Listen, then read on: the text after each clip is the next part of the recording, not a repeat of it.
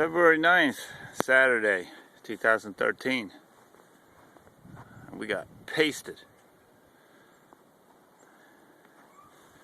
Made it to the street, took me about 2 hours, just a shovel to the street.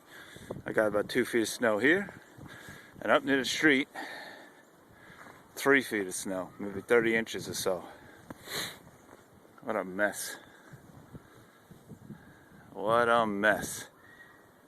Forget about getting the car out. I'll just have to do that later. There's my pile I made when I dug all this out. Car's all pooched with ice. Whew. The Occupy holly bush.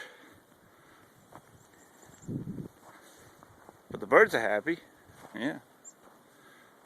And the PVC gate survived.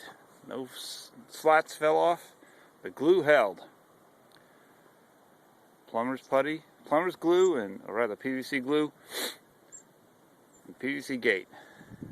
But the birds are happy. They have themselves a little jamboree right now. See? Lunch. Breakfast. Breakfast. It is kind of pretty though. Kind of pretty.